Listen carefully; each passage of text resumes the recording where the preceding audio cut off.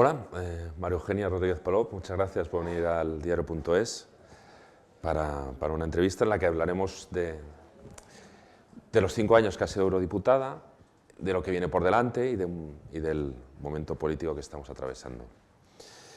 Entonces, quizá para empezar, si le parece, podríamos hablar de estos días de reflexión que se ha tomado el presidente del Gobierno, y podríamos empezar por la carta en la que él anuncia que necesita parar un momento para pensar. ¿Qué le pareció eso? A mí la carta me pareció un acierto. Creo que está bien que los líderes políticos y las personas que ocupan cargos de responsabilidad muestren sus sentimientos y sus emociones. Las feministas siempre hemos dicho que lo personal es político y yo creo que es algo muy bienvenido, que también nos permite reflexionar sobre las personas que hay detrás de los cargos. Así que yo la carta creo que es un acierto, que ha sido un acierto. Y luego la consecuencia de esa... porque se presentaron unas expectativas de qué podía ocurrir, qué podía pasar, si podía o no seguir en el cargo. Y él volvió y ese regreso con ese mensaje y ese fruto de esa reflexión, ¿qué le parece? Bueno, eso lo tendremos que valorar con el tiempo. Me parece que lo importante es que el punto y aparte no se convierta en puntos suspensivos y por tanto que se dote de contenido a esos 5 días.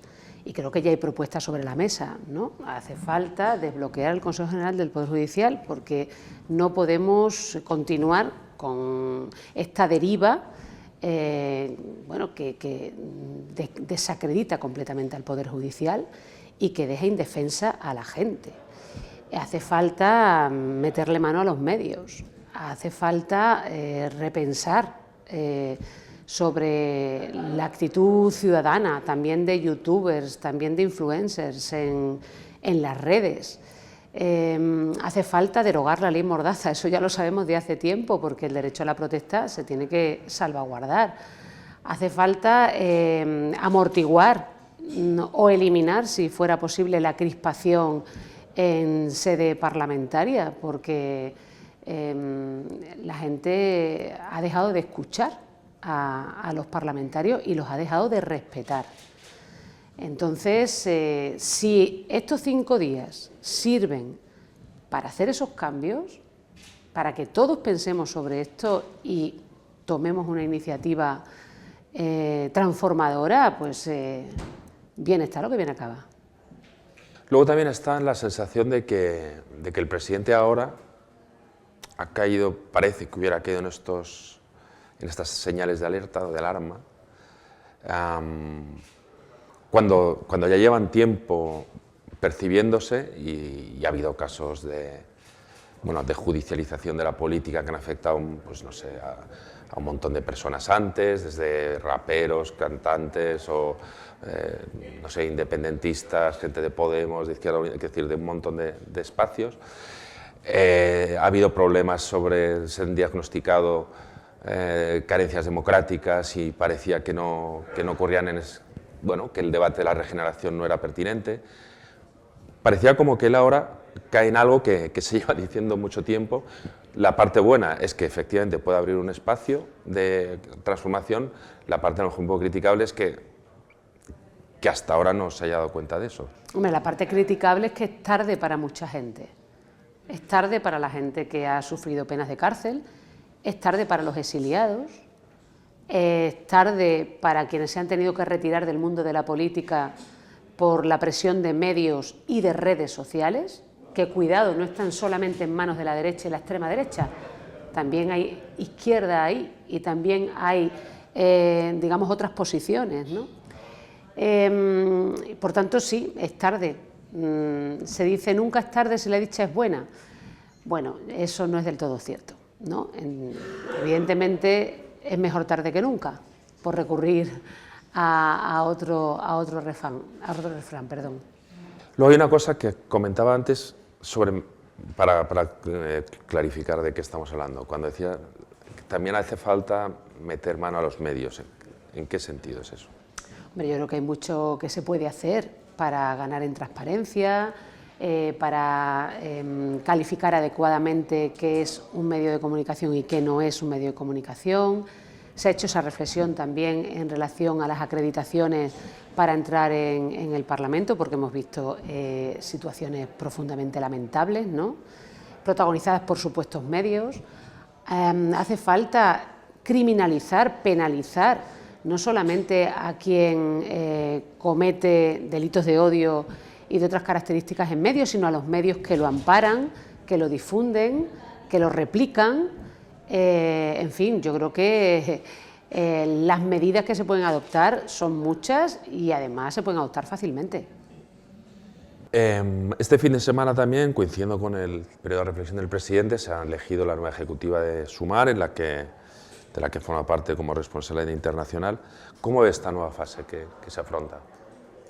Bueno, yo creo que Sumar tenía que dotarse de una organicidad y por fin tiene esa organicidad y ahora pues tiene que empezar a andar y ver cómo se conjuga la convivencia de diferentes culturas políticas y diferentes también partidos, movimientos y personas en el mismo espacio. Es el gran reto de la izquierda y es un reto inconcluso desde hace muchísimo tiempo.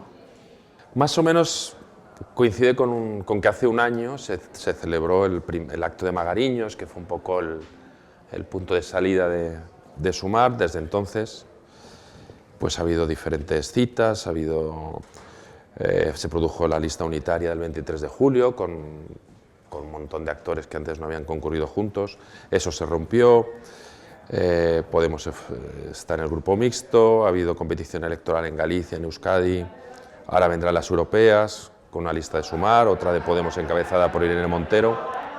¿Qué opina de esa competición y división?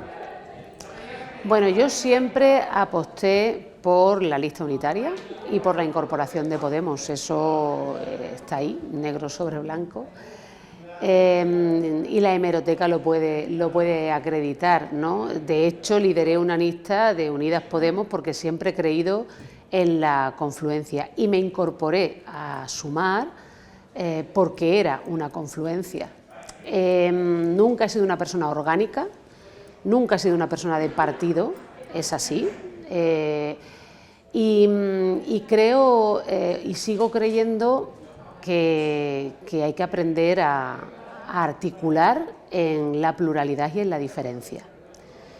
Que esto no haya salido bien o no haya salido todo lo bien que hubiéramos querido a lo largo de este tiempo no dice nada acerca de si es o no es deseable. Yo creo que es deseable.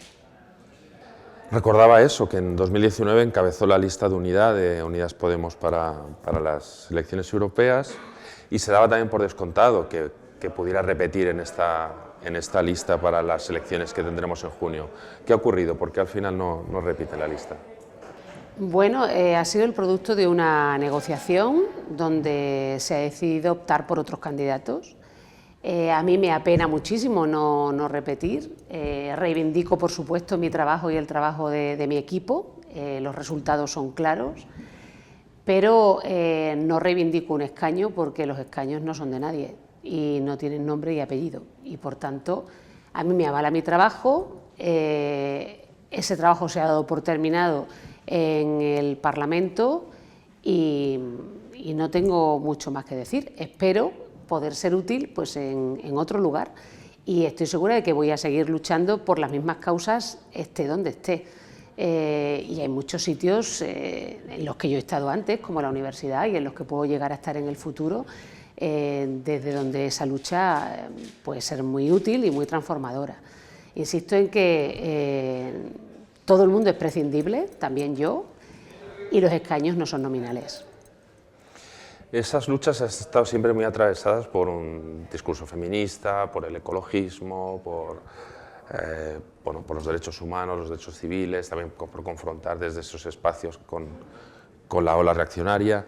Estos 5 años en Bruselas y en Estrasburgo han ido muy atravesados por ahí, entre otras cosas porque era vicepresidenta, es vicepresidenta todavía de la Comisión de Feminismos y Mujeres del Parlamento Europeo y también ha trabajado en la de empleo, ¿no? La de trabajo. Háblame un poco de eso. ¿Cómo ve ahora el debate en torno al feminismo y también el trabajo desarrollado en esas? Bueno, yo estoy súper orgullosa de haber formado parte del Parlamento Europeo en esta legislatura, que creo que ha sido la legislatura de las mujeres sin ninguna duda. Hemos conseguido la ratificación del Convenio de Estambul en la parte en la que la Unión Europea era competente, como no podía ser de otra manera. Hemos luchado para que la violencia de género fuera un eurodelito. No lo hemos conseguido, pero sí hemos conseguido sacar adelante una directiva de violencias contra las mujeres, donde falta el tipo penal de la violación, aunque está contemplado en la parte preventiva, pero se plantean un montón de medidas que van a mejorar la vida de las mujeres en toda la Unión Europea, donde solamente tenemos 2 leyes de violencia de género, ¿no? Hemos sacado, y ahí he sido pues, protagonista y estoy muy contenta, pues una reforma de la Directiva de Trata, donde se plantea la criminalización de la demanda y la gestación subrogada cuando se cumplen los requisitos del tipo penal de la trata, que son 2 cuestiones bastante ambiciosas y que ha salido adelante en el Pleno con solo 7 votos en contra. Es decir, que hemos negociado muy bien y hemos hecho muy buena pedagogía. En fin, hemos apoyado la ratificación del Convenio 190 de la OIT, donde se aborda todo lo que tiene que ver con el acoso y la violencia en el empleo. Esto por lo que se refiere a la cuestión de las mujeres. Hemos sacado una estrategia europea de cuidados, que ya sabemos que es un espacio profundamente feminizado. En el ámbito de la igualdad, una directiva de transparencia salarial que aborda la brecha salarial de género, que se traduce en una enorme brecha de pensiones. La directiva de salarios mínimos, el 59% de las personas que reciben salario mínimo son mujeres.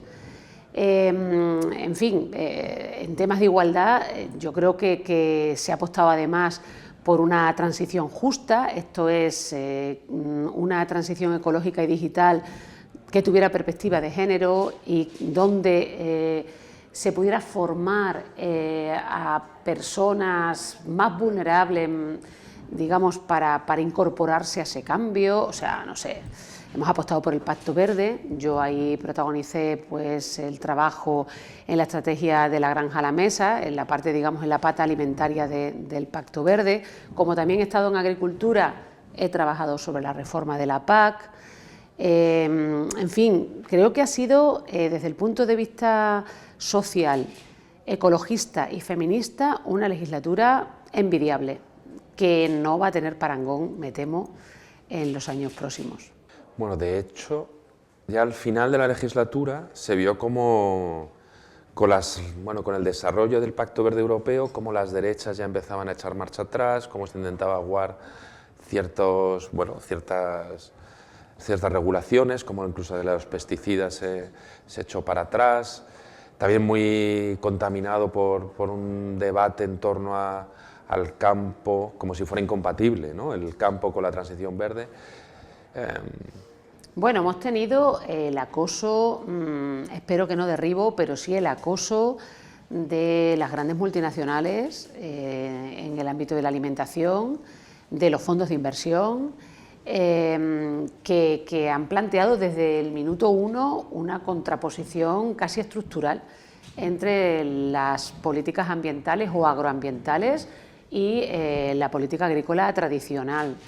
Yo creo que eso obedece a un falseamiento absoluto de la realidad y además a la ocultación del auténtico problema que tienen los agricultores, que es no solamente el cambio climático, sino también pues la falta de fertilidad en los suelos, la desertificación y la falta de agua que no solamente ha provocado el cambio climático, sino también determinadas políticas agrícolas y determinadas maneras de abordar la producción agrícola o agroganadera, ¿no? Entonces, bueno, querer meter la cabeza debajo del ala como la avestruz, ¿no?, y engañar a los agricultores no es buena cosa, ¿no? Eso ha encontrado pues un canal o una posibilidad, primero con la guerra de Ucrania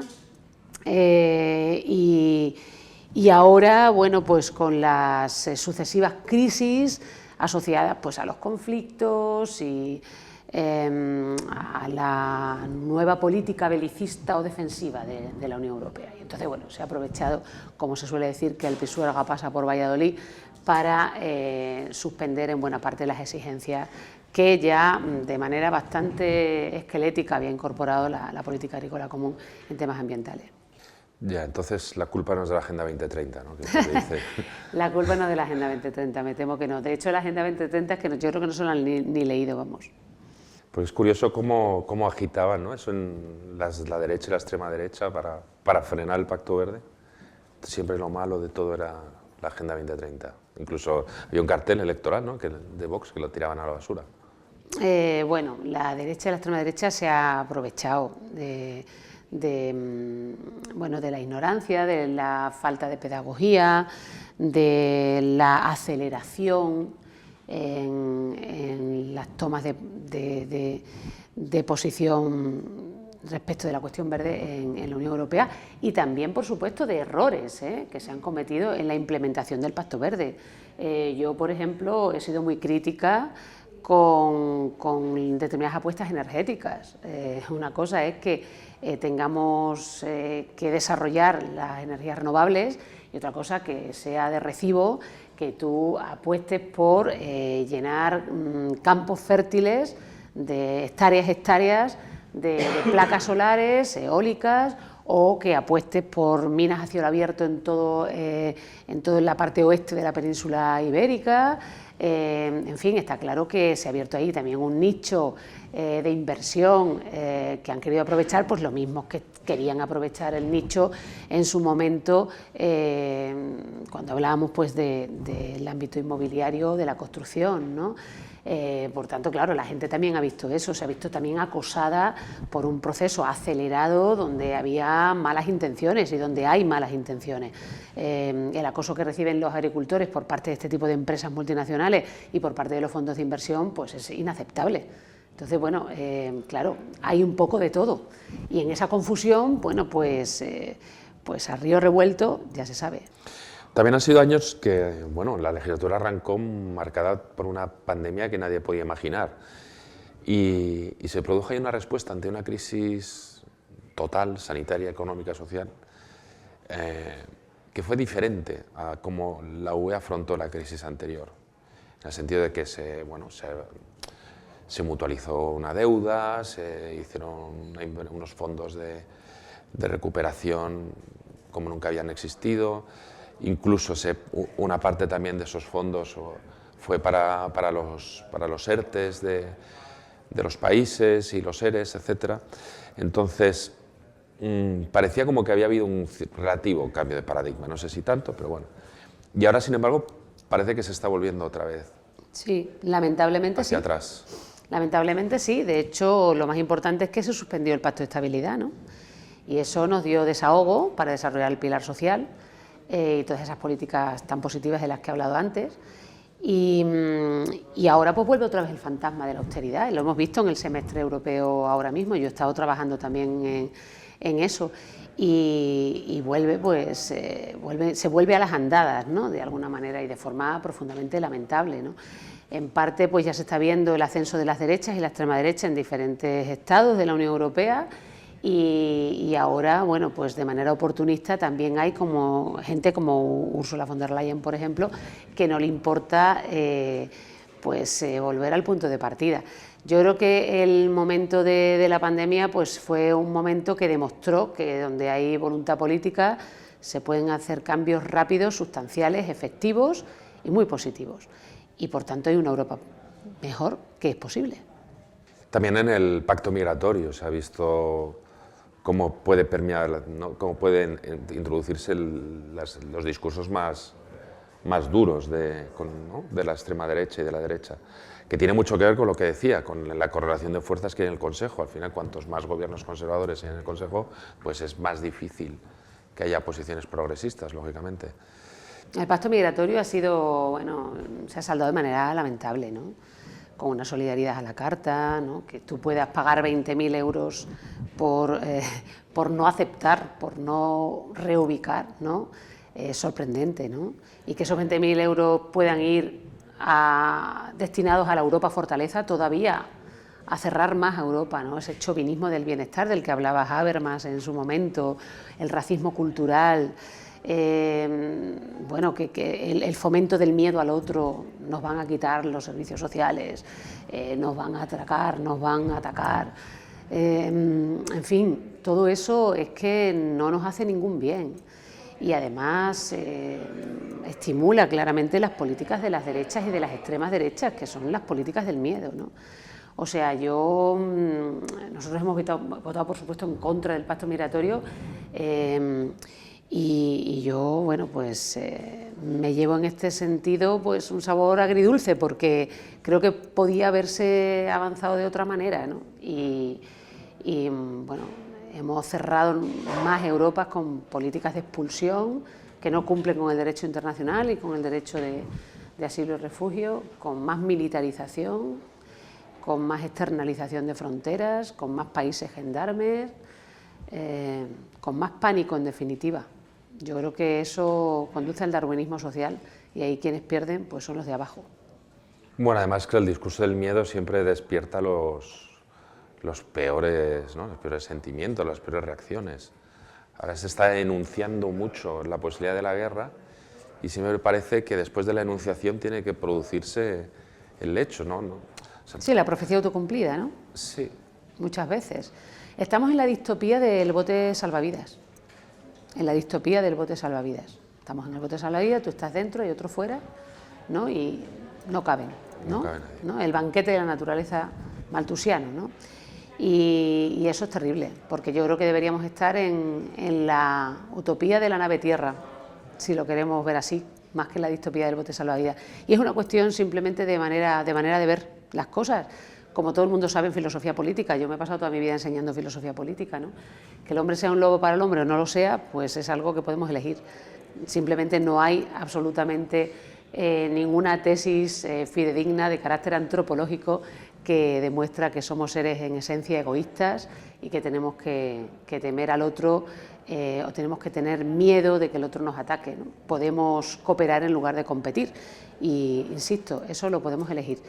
Las derechas han elegido un modelo social y nosotros, personas de izquierda, deberíamos elegir el otro. Y si tenemos dudas con eso, si no lo tenemos claro, entonces nos hundiremos, iremos flaqueando hasta desaparecer.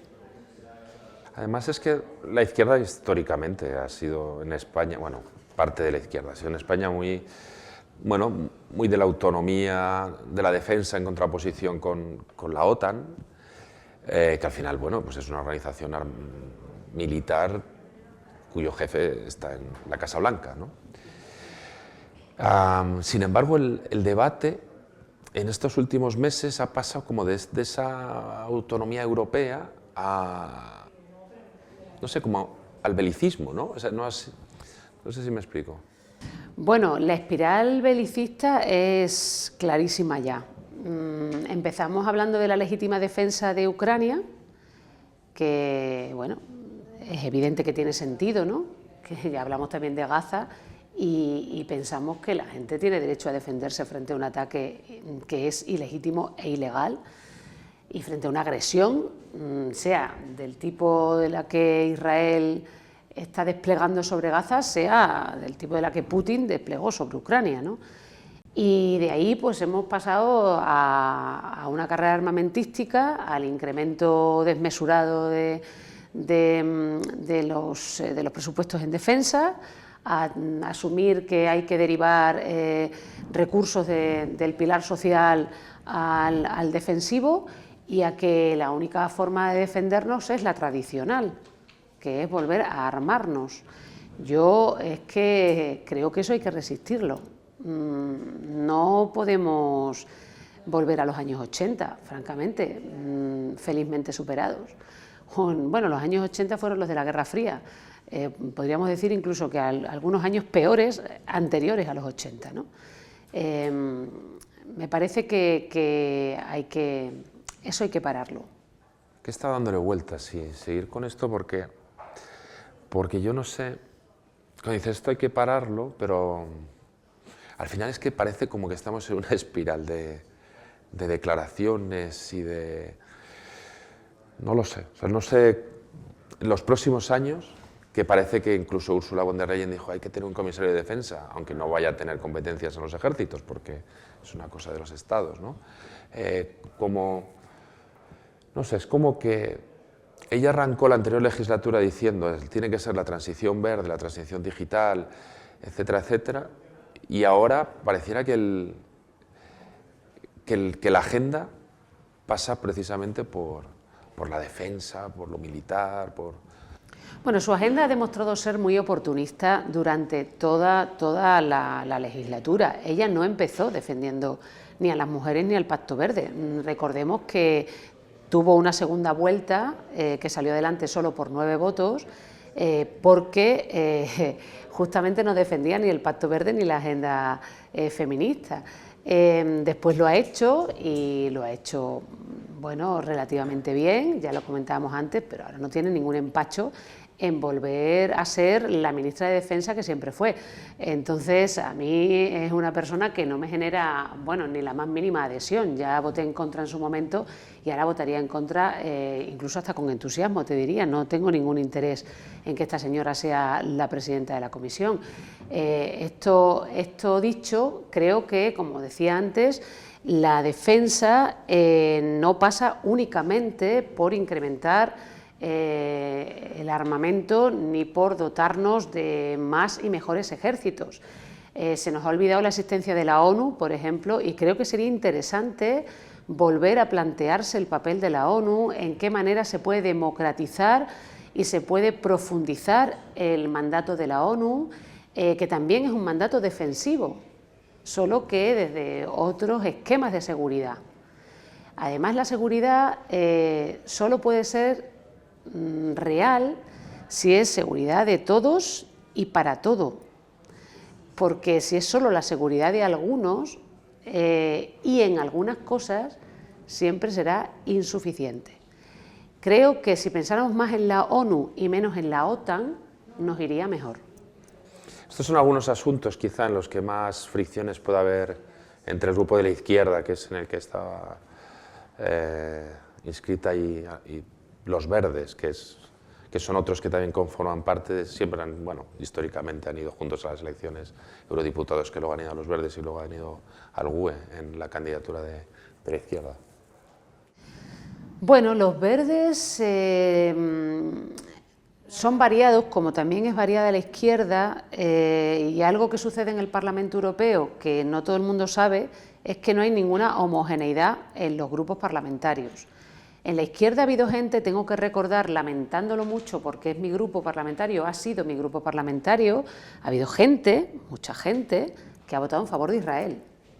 En las sucesivas votaciones que hemos tenido y en resoluciones donde se ha pedido el alto al fuego y se han opuesto a ese alto al fuego. Los alemanes. Y los nórdicos. O sea que incluso algunos franceses, en según qué resoluciones y según qué enmiendas.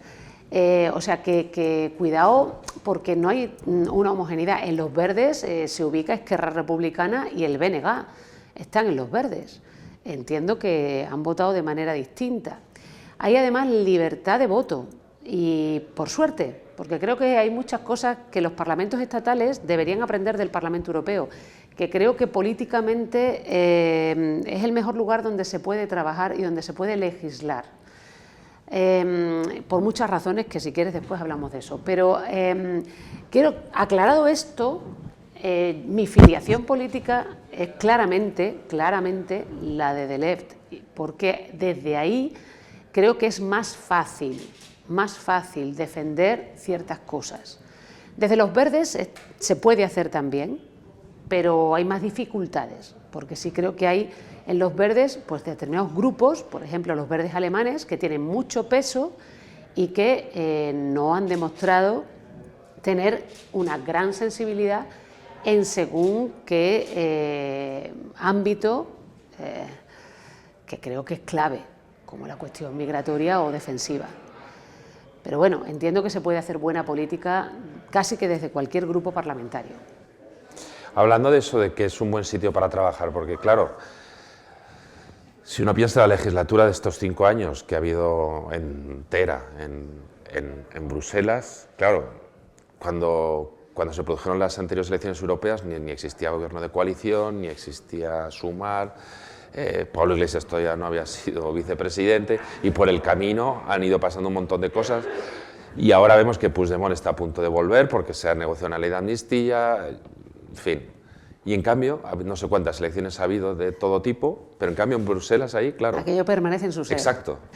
Y eso, bueno, la parte positiva es que permite trabajar con más tranquilidad, supongo. Bueno, a mí me parece muy positivo. Yo siempre he pensado que lo verdaderamente republicano son siempre los procedimientos. Hay personas republicanas y personas que no lo son, pero eso no garantiza nada. Lo que garantiza una política republicana, esto es, más democrática y más profundamente democrática, son los procedimientos. Y hay un elemento importante para legislar y para hacer política, que es el tiempo.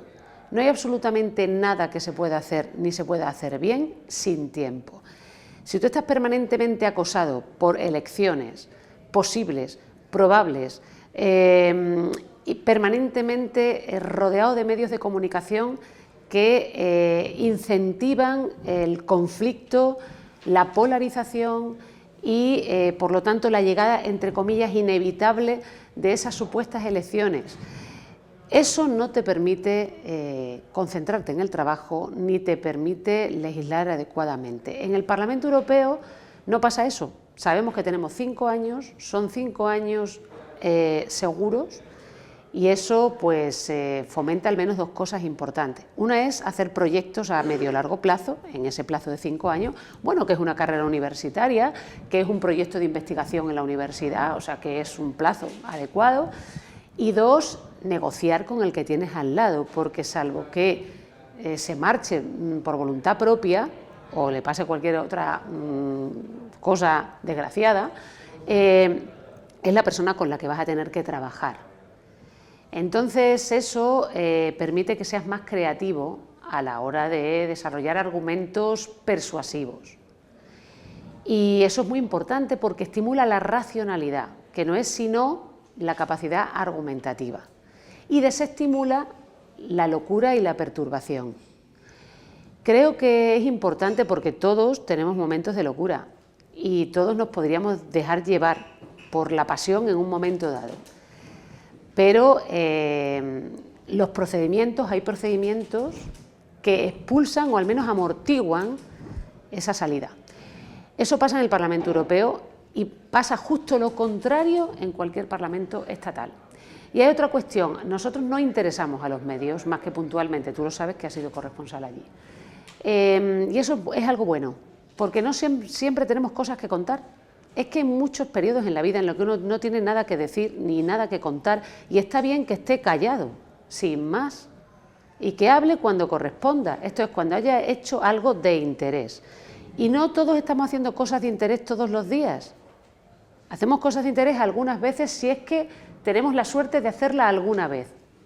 Y por tanto no pasa nada por estar en el perfecto ostracismo durante una temporada, incluso larga. Falta mucho silencio en política, mucho. Entonces, está bien que no tengamos tanto foco mediático. Los políticos profesionales que van allí, bueno, pues se agobian porque se descubren rápidamente que a pesar de las hiperventilaciones y de las necesidades permanentes de llamar la atención, pues los medios no observan, digamos, ninguna necesidad de cubrirles. Y bueno, pues a mí me parece que eso está muy bien. Yo creo que nos ayuda a trabajar, nos ayuda a pensar, nos ayuda a dialogar y creo que los resultados no siempre son de nuestro agrado, por supuesto, porque a veces perdemos en esas negociaciones, como ha pasado con el pacto migratorio y en otros casos, ¿no? Pero sí permite que los procesos sean más razonables y más racionales. Históricamente el Parlamento Europeo también ha sido la parte más ambiciosa desde un punto de vista progresista, si queremos, en comparación con el Consejo o incluso la Comisión. El Consejo siempre menos. También es verdad que tradicionalmente las familias que han dominado las instituciones, el Parlamento y también la Comisión, pues son los socialdemócratas con los democristianos, más liberales, ahora ya pues a veces ha basculado con apoyos de Verdes y la izquierda, a veces con los conservadores.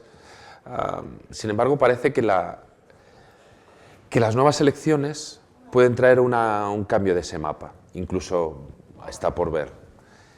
Que sea más conservador, pero en el día a día en el Parlamento Europeo, incluso que pueda haber mayorías estables de derechas liberales, extrema derecha. Puede pasar, todo indica que puede pasar. Son unas elecciones que son importantes, vaya. Sí, son muy importantes estas elecciones y bueno, para evitar o amortiguar ese probable resultado.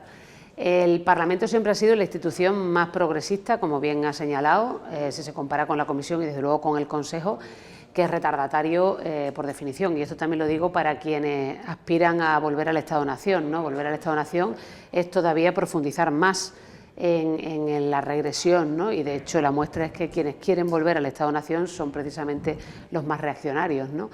Pero bueno, siempre hemos sido, insisto, la parte más progresista.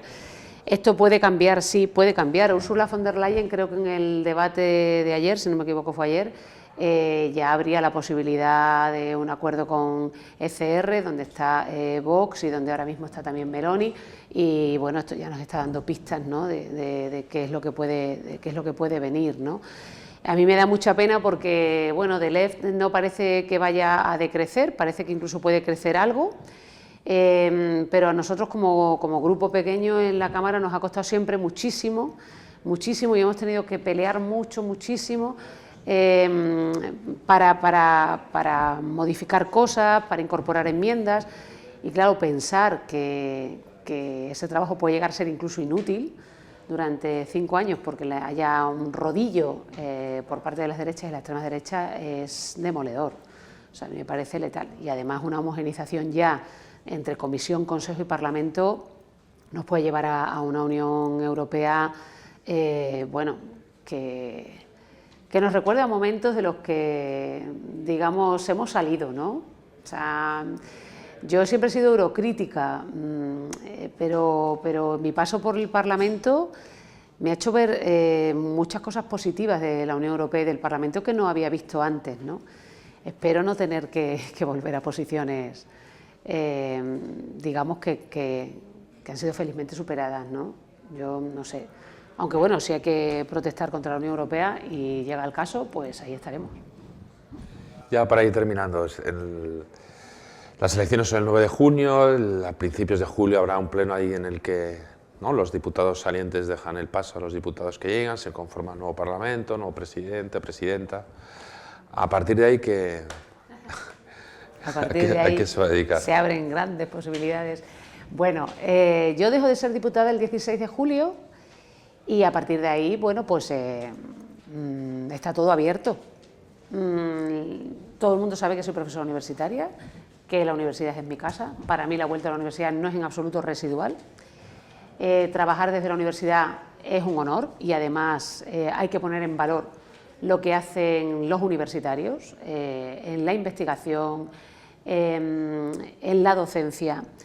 De manera que no descarto, por supuesto, eso y no descarto otras salidas profesionales. Tampoco descartaría continuar en política si hubiera bueno, pues algún lugar desde donde yo pudiera ser útil. Estoy abierta a todas las posibilidades, la verdad. Y tendría que ver, bueno, en qué medida esas salidas profesionales son más o menos compatibles, pues no sé, con mi continuidad en una ejecutiva o con el desarrollo de funciones orgánicas. Está todo abierto y por tanto todo se puede redefinir. Muy bien, pues ya está. Muchas gracias. Gracias.